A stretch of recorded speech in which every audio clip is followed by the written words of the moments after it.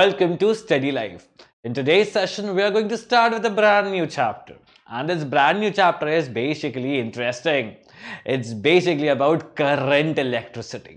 हमारा जो आज का चैप्टर है बच्चे, इट इज करंट इलेक्ट्रिसिटी, जिसमें हम लोग इलेक्ट्रिसिटी वगैरह के बारे में बहुत सारी डिस्कशंस करेंगे. ठीक है, तो चलो शुरुआत करते हैं with some very basic fundamental quantities. कुछ बेसिक चीजों से जानते हैं कि इलेक्ट्रिक करंट क्या चीज होती है, इनके अंदर ऐसे कौन से पैरामीटर्स होते हैं. जैसे जब भी हम लोग वर्ड सुनते हैं ना करंट, करंट का मतलब क्या होता है, is our very first question. सबसे पहला तो मैं ये पूछूंगा, जैसे जनरली हम लोग करंट सुनते हैं तो बहुत सारे लोग को लगता है कि भैया शॉक लग रहा है करके.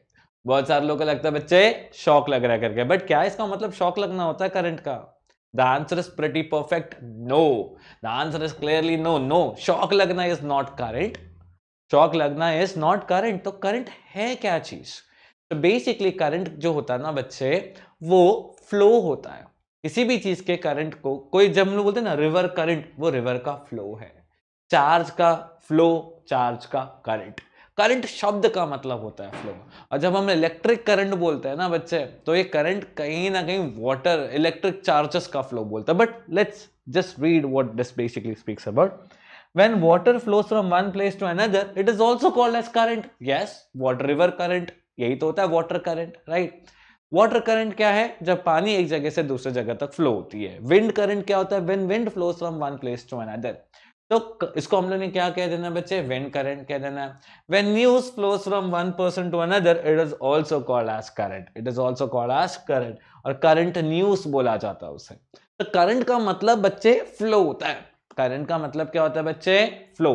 और जब मैं इलेक्ट्रिक करंट बोलता हूं तो बेसिकली वो इलेक्ट्रॉन्स के फ्लो के बारे में बात करता है. तो इलेक्ट्रिक करंट क्या है बच्चे? It is the flow of electrons through a conductor. Now sometimes I come across a story कि भैया कंडक्टर क्या चीज है?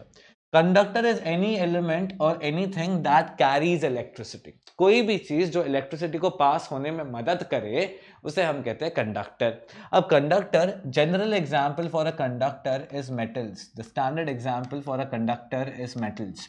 मेटल्स जो होता है ना बच्चे, वो काफी अच्छे कंडक्टर होते हैं इलेक्ट्रिसिटी का, और इनके अंदर इलेक्ट्रिसिटी बहुत इजीली पास हो सकती है.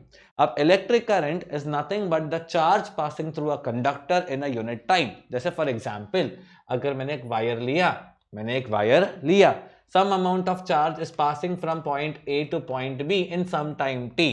तो मैं बोलूंगा कि भैया उसके अंदर इलेक्ट्रिक करंट दौड़ रही है. क्या दौड़ रही है बच्चे? Electric current. तो what is electric current? Electric current is a charge passing through a conductor in a unit time. It is the electric current is nothing but the charge passing through a conductor in a unit time. So that is electric current. और electric current को express करने के लिए जो letter use किया जाता है बच्चे, that is I. I goes for the symbol for electric current. I is the symbol for electric current. अब क्योंकि मैंने बता दिया कि बच्चे I जो होता है वो चार्ज का फ्लो एक्सप्रेस करता है, चार्ज के फ्लो को एक्सप्रेस करता है. तो I बेसिकली चार्ज को लेना होता है और इसे डिवाइड करना होता है टाइम के साथ. चार्ज को लेना होता है और इसे डिवाइड करना होता है बच्चे आपको टाइम के साथ. This is electric current. अगर आप फॉर्मूला लिखोगे बच्चे तो I को आप ऐसा लिख सकते हो, I is equal to Q divided by T. I को आप कैसा लिख सकते हो बच्चे? Q divided by T. यह आपको पता होनी चाहिए. ठीक है, अब अगला देखते हैं कि ऐसा क्या होता है जिसकी वजह से चार्जेस मूव करते हैं. चार्ज ऐसे ही फ्लो करते हैं क्या? नहीं. जैसे एग्जाम्पल के लिए यहाँ पे मैंने एक टैंक लिया है, टैंक A नाम दे दिया इसको, एंड यहाँ पे एक टैंक ले लिया है B. अब मैंने टैंक ए को थोड़ा हायर हाइट पे ले लिया एंड मैंने एक पाइप कनेक्ट कर दिया जो ऐसा है. अब इस सिचुएशन में अगर मैंने टैंक ए में वाटर रखा और यहाँ पे एक वॉल्व रखा. वॉल्व का मतलब क्या होता है? जैसे ऑन ऑफ करने के लिए सिस्टम होता है. बिल्कुल, आप नल को ऑन ऑफ करते हो, राइट. ये टैप को आप ओपन करते हो, बंद करते हो, बस ऐसे ही. आपने अगर टैंक ए में वाटर भर दिया, तो जैसे आपने वॉल्व खोला तो ये सारा का सारा वाटर जो है वो कहीं ना कहीं टैंक बी में आ जाएगा. आप टैंक ए में बहुत सारा वाटर रखते हो और जैसे आपने यहाँ पे ओपन कर दिया ये टैप, ये सारा का सारा फ्लूइड जो है वो फ्लो होते होते टैंक बी में आएगा. जस्ट बिकॉज ये एक हाइट पे है, इसका हाइट ज्यादा है, और अगर मैं इसकी बात करूं तो इसकी हाइट क्या है बच्चे? कम. सो बेसिकली हायर हाइट से लोअर हाइट की तरफ जो वाटर का फ्लो होता है ना बच्चे, उसे हम लोग कहते हैं, उस वो चीज मैंने यहाँ पे एक्सप्रेस की है। तो बेसिक सिमिलरली अगर मान लो एक ऑब्जेक्ट है जो हायर टेम्परेचर है, उसको एक ऑब्जेक्ट के साथ रख दिया जिसका लोअर टेम्परेचर है, तो क्या होगा, हीट जो है बच्चे वो हायर टेम्परेचर से लोअर टेम्परेचर की तरफ फ्लो होगी, जब तक ये दोनों का टेम्परेचर सेम ना हो जाए, जब तक दोनों का टेम्परेचर क्या ना हो जाए बच्चे, सेम ना हो जाए। यहां से हीट जो है बच्चे इसमें ट्रांसफर होती रहेगी, आप यहां से यहां तक हीट जो है बच्चे ट्रांसफर होती रहेगी जब तक दोनों का टेम्परेचर सेम ना हो जाए। तो बेसिकली हम यहाँ पे क्या देख रहे हैं, हम देख रहे हैं everything flows from high to low, everything flows from high to low. अब यहाँ पे भी आप देखोगे ना बच्चे, एक सेल की बात करते हैं, ठीक है, ये एक बैटरी होती है, एक डीसी बैटरी होती है, इसको हम लोग बैटरी बोलते हैं। इसमें ये एक थोड़ा सा लंबा बनाया जाता है और ये थोड़ा सा छोटा बनाया जाता है, उनके स्पेसिफिक सिग्निफिकेंस है, ऐसे रैंडमली नहीं बनाए गए। बट यस, आपको ध्यान में रखना है कि जब भी आप एक सेल को ड्रॉ करें, आप एक बड़ी लाइन बनाएं और एक छोटी लाइन बनाएं। जो बड़ी लाइन होती है बच्चे उसको पॉजिटिव लिखेंगे, जो छोटी लाइन है बच्चे उसे आप नेगेटिव लिखोगे। अब ये कुछ ऐसी आपकी बैटरी दिखेगी, आप ड्यूरासेल ले लो, एवररेडी बैटरीज, कोई भी बैटरीज ले लो, हर बैटरी में एक ऐसा ऊपर की तरफ ऐसा होता है और एक अंदर की तरफ होता है। जो ऊपर की तरफ है बच्चे दैट इज पॉजिटिव, और जो अंदर की तरफ है बच्चे दैट इज नेगेटिव। आपने ये बैटरी को यहाँ पे एज्यूम कर लेना। अब ये जो पॉजिटिव वाला बच्चे उसे हम लोग कहेंगे पॉजिटिव टर्मिनल, जो नेगेटिव वाला उसे कहेंगे हम लोग negative terminal. Positive negative, positive बड़ा होता है राइट, नेगेटिव छोटा होता है, इसीलिए पॉजिटिव टर्मिनल को हम लोग हायर इलेक्ट्रिक पोटेंशियल लिखते हैं और नेगेटिव टर्मिनल को हम लोग लोअर इलेक्ट्रिक पोटेंशियल लिखते हैं। ये दोनों ही चीजें आपको पता होनी चाहिए, ठीक है। एक हायर इलेक्ट्रिक पोटेंशियल एक बैटरी का और एक लोअर इलेक्ट्रिक पोटेंशियल होता है एक बैटरी में। The difference between higher electric potential and lower electric potential is called as potential difference.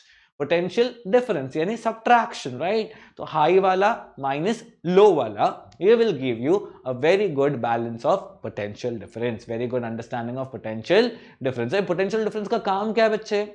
ये का पोटेंशियल डिफरेंस का काम है to make the current flow, current को फ्लो करने के लिए, चार्जेस के फ्लो को कंटिन्यू रखने के लिए हमें क्या चाहिए बच्चे, पोटेंशियल डिफरेंस। क्या चाहिए बच्चे, पोटेंशियल डिफरेंस। तो बैटरी जो है वो जान है एक सर्किट की। अगर बैटरी आपको किसी भी जगह अगर करंट चाहिए बच्चे तो बैटरी इन्वॉल्व कीजिए, बैटरी इन्वॉल्व कीजिए। Now what is a free electron is a very good question. Sir free electron क्या होता है, तो जरा समझते हैं। अब यहाँ पे ना मेरे पास एक प्यारा सा न्यूक्लियस है। क्या है बच्चे, मेरे पास एक प्यारा सा न्यूक्लियस है।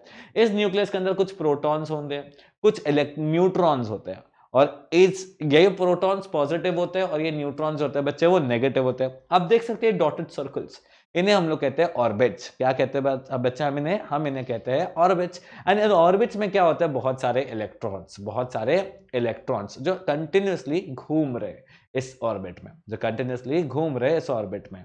अब यहाँ पे आप देखेंगे कि ये वाला जो इलेक्ट्रॉन है ना बच्चे, ये वाला वो मेरे न्यूक्लियस से काफी ज्यादा दूरी पे है। Between the nucleus and the electron there is a force of attraction called nuclear force, या फिर आप उसे electrostatic force of attraction भी कह सकते हो। तो ये इलेक्ट्रोस्टैटिक फोर्स ऑफ अट्रैक्शन है जो एक इलेक्ट्रॉन और सेंटर पे बैठे न्यूक्लियस के बीच में होता है, ठीक है। अब यहाँ पे नॉन मेटल्स में जो नंबर ऑफ इलेक्ट्रॉन्स होते हैं ना लास्ट ऑर्बिट में, वो बहुत ज्यादा होते हैं। वो क्या होता है बच्चे, बहुत ज्यादा। वहीं पे मेटल्स की अगर मैं बात करूं तो उनमें ये जो नंबर ऑफ इलेक्ट्रॉन्स होते हैं ना वो काफी कम होते हैं। अब नॉन मेटल्स में क्या होगा, काफी सारे इलेक्ट्रॉन्स होते हैं लास्ट ऑर्बिट में, जिसके कारण जो न्यूक्लियस है ना उनको जड़ पकड़ के रखता है। The electrons are very strongly bound in non metals. In what, non metals. Metals में ऐसा नहीं होता। मेटल्स में स्टोरी जो होती है ना थोड़ी सी अलग होती है। मेटल्स में आप देखेंगे कि ज्यादा से ज्यादा 1 से 2 या 3 इलेक्ट्रॉन होंगे मैक्सिमम, जिनके कारण जो फोर्स ऑफ अट्रैक्शन होता है ना, जिस पकड़ से वो इलेक्ट्रॉन्स को पकड़ते हैं उतनी ज्यादा नहीं होती। वो थोड़े लाइटली बाउंड होते हैं। इलेक्ट्रॉन्स होते हैं ना इसके लास्ट ऑर्बिट के, वो थोड़े से हल्के होते हैं, लाइटली बाउंड होते हैं, उन पे न्यूक्लियस की पकड़ ज्यादा अच्छी नहीं है, फोर्स उनके बीच में थोड़ा सा कम है।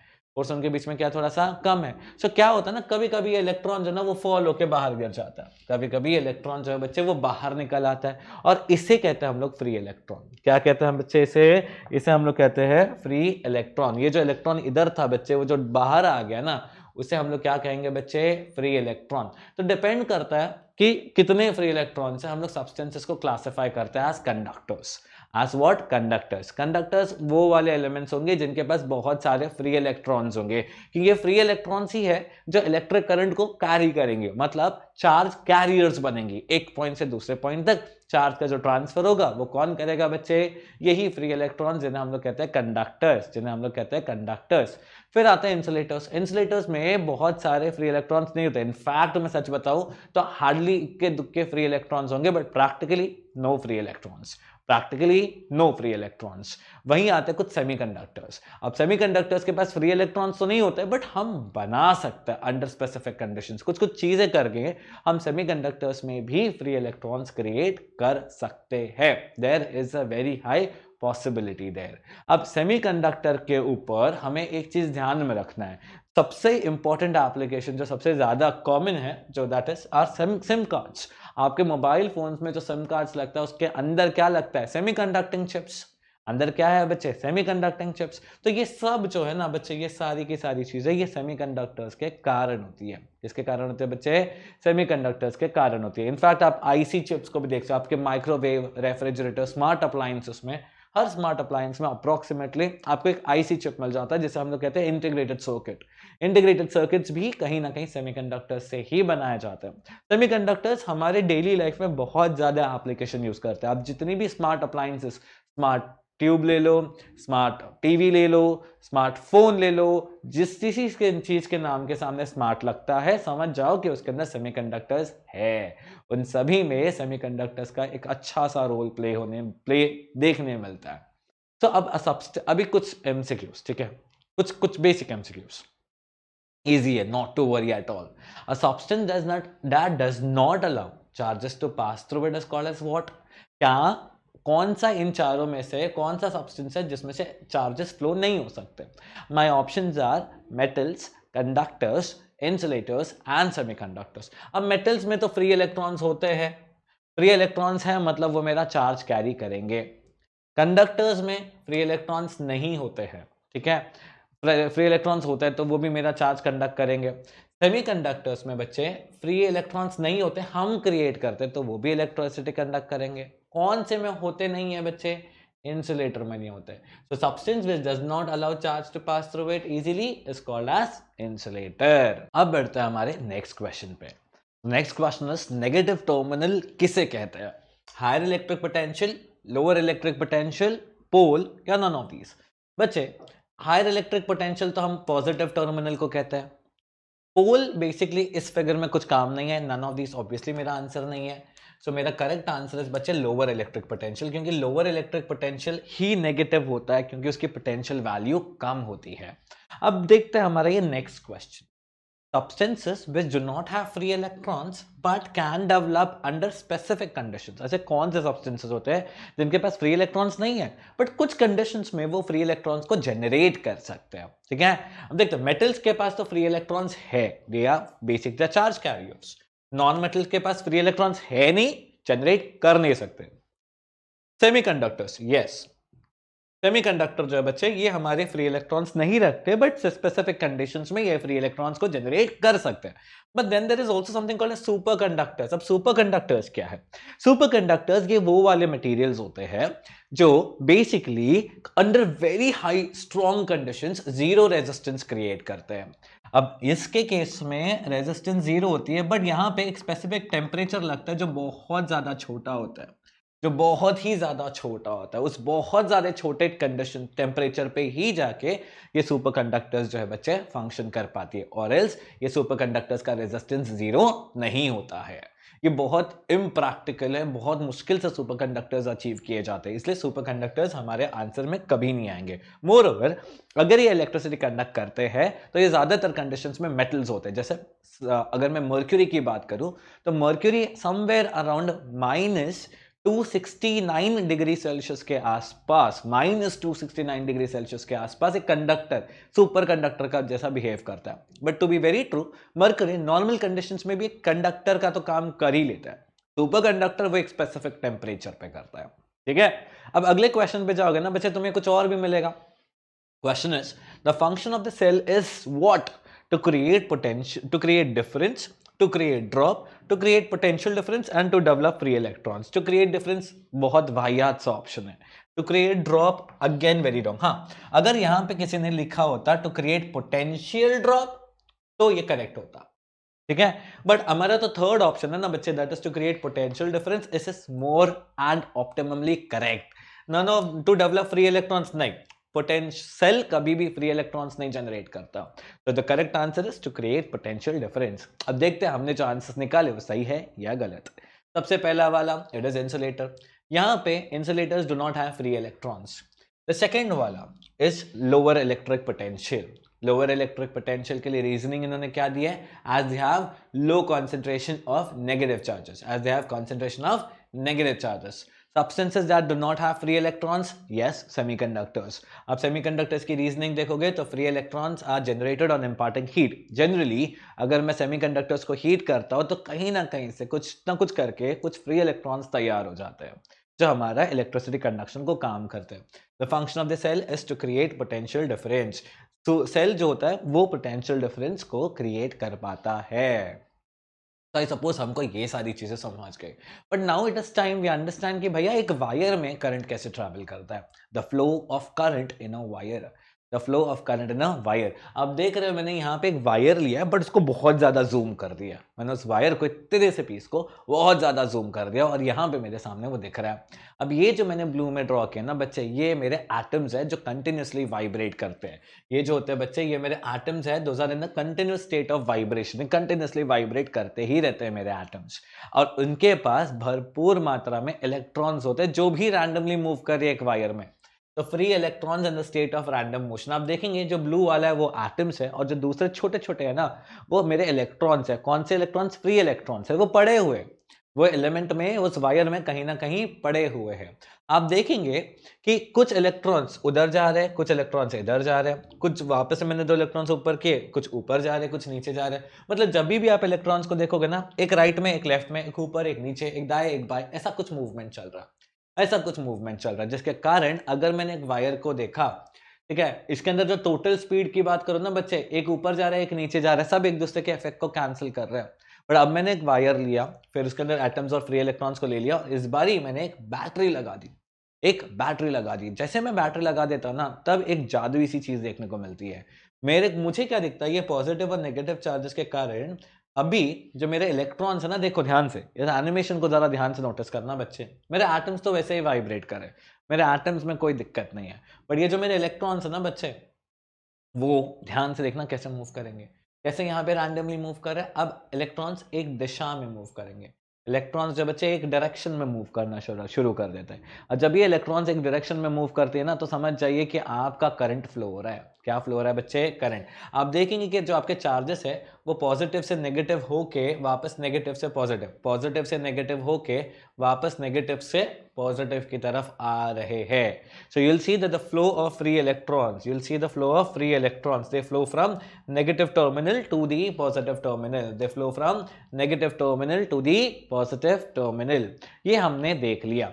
अब कन्वेंशनली जो होता है ना बच्चे, करंट को डायरेक्शन दिया जाता है। कन्वेंशनली जो सबसे पहले बनाया गया था, माना गया था कि करंट जो है वो पॉजिटिव से नेगेटिव जाता है, ये हमारा कन्वेंशनल करंट है। जबकि एक्चुअल करंट की बात करूं तो ये हमारा नेगेटिव से पॉजिटिव चलता है। कैसे चलता है बच्चे एक्चुअल करंट? हमारा नेगेटिव से पॉजिटिव, ठीक है। सो अब हमने ये सारी चीजें तो सीख ली। अब मेरे सामने ये मेज क्या बन रखा है, जरा देखते हैं। यहाँ पे मैंने एक बैटरी ले ली है। क्या ले लिया बच्चे? मैंने एक बैटरी में एक सर्किट ड्रॉ कर रहा हूँ। मैंने यहाँ पे नोटिस किया कि इलेक्ट्रॉन्स यहाँ के अंदर, देखो ध्यान से, ये एलिमेंट में से एक इलेक्ट्रॉन अंदर जाएगा और ये पॉजिटिव हो जाएगा, जिससे एक पुरानी स्टोरी तो क्लियर हो गई कि जब कभी एक एलिमेंट या कोई भी चीज एक इलेक्ट्रॉन लूज करती है, वो खुद क्या बन जाती है बच्चे? पॉजिटिव। खुद क्या बन जाती है बच्चे? पॉजिटिव। अब इसने इसको इलेक्ट्रॉन दे दिया, ये पॉजिटिव हो गया। अब ये वाला इसे इलेक्ट्रॉन देगा और ये पॉजिटिव हो जाएगा। आप देख रहे हो इलेक्ट्रॉन इधर जा रही है और पॉजिटिव चार्जेस जो है वो कहीं ना कहीं उस दिशा में ट्रांसमिट हो रही है। आप देखिएगा जरा, इलेक्ट्रॉन लूज क्या? पॉजिटिव। आप देखेंगे इलेक्ट्रॉन नीचे इधर जा रहा है और वो पॉजिटिव होते जा रहा है। इलेक्ट्रॉन नीचे आया, ये पॉजिटिव, इलेक्ट्रॉन उधर जाएगा, ये बन जाएगा पॉजिटिव, इलेक्ट्रॉन पॉजिटिव। देखो आप ध्यान से देखो, बहुत प्यार से अगर आप नोटिस करोगे ना, तो जो एक्चुअल करंट है, जो इलेक्ट्रॉन है वो इधर जा रहा है और जो मेरा पॉजिटिव चार्ज है वो इधर जा रहा है, बरोबर। So the real current is developed by the electrons, whereas the conventional current, पहले जिस चीज को करंट माना जाता था, वो पॉजिटिव चार्जेस के फ्लो को माना जाता था, वो कन्वेंशनल करंट है। वो क्या बच्चे? Conventional current. तो conventional current is always flowing from positive to negative, whereas actual current is always flowing from negative to positive. This is something very very important. ठीक है बच्चे? अब क्योंकि हम करंट इलेक्ट्रिसिटी पढ़ रहे हैं, तो एक बहुत इंपॉर्टेंट सी क्वेश्चन को आंसर करना जरूरी होता है। How does lightning occur? How does lightning occur? If I think about it, I have some clouds, yes, so they're going to crack against each other, they're going to release a lot of energy. अब होता क्या ना बच्चे, clouds जब एक दूसरे के साथ क्लैक करते हैं, रब करते हैं, पहले क्लाउड्स के अंदर देखेंगे बहुत सारे स्टैटिक चार्जेस होते हैं, बहुत सारे पॉजिटिव और नेगेटिव स्टैटिक चार्जेस होते हैं। स्टैटिक चार्जेस का मतलब वो वाले चार्जेस जो बिल्कुल मूव नहीं करते हैं। क्लाउड्स की पोटेंशियल जो होती है वो ज्यादा होती है। वहीं पे अगर मैं अर्थ की बात करूं तो अर्थ की पोटेंशियल जो होती है काफी कम होती है, काफी कम होती है। जैसे क्लाउड्स रब करते हैं, जैसे ही ये क्लाउड्स रब करते हैं, आप देखेंगे जरा बच्चे ध्यान से देखिएगा, यहाँ पे मैं क्या कर रहा हूँ, दोनों क्लाउड्स लाए मैंने, दोनों क्लाउड्स को मैं यहाँ पे रब करने वाला हूँ। क्या करने वाला हूँ बच्चे? यहाँ पे रब करने वाला हूँ। आप समझेंगे कि ये जो क्लाउड्स है बच्चे, इनका जो स्टैटिक चार्ज होता है वो बहुत सारा होता है, जिसके वजह से क्लाउड्स का जो पोटेंशियल होता है वो बहुत ज्यादा होता है। वहीं पे अगर मैं अर्थ की बात करूं तो अर्थ का पोटेंशियल 0 होता है। मतलब ये वाला हाई पोटेंशियल हो गया बच्चे, और ये वाला क्या हो गया? मेरा लो पोटेंशियल हो गया। और हमने हमेशा क्या सीखा है? Everything flows from high potential to low potential. So the charges travel from high potential to low potential, to low potential. ये था जिसके कारण the reason as to why lightning occurs, as to why lightning occurs. This is an actual photograph of lightning traveling from the clouds at a very high potential to the earth which is at a fairly low potential. यह actual एक photograph था। अब कुछ इस पे ही based MCQs की तरफ बढ़ेंगे। The electrons flow from the negative terminal to the positive terminal of the cell, but the dash of current is from positive terminal to the negative terminal. ऐसे इलेक्ट्रॉन जो होते हैं बच्चे वो नेगेटिव से पॉजिटिव जा रही है, बट ऐसी कौन सी चीज है जो पॉजिटिव से नेगेटिव आ रही है?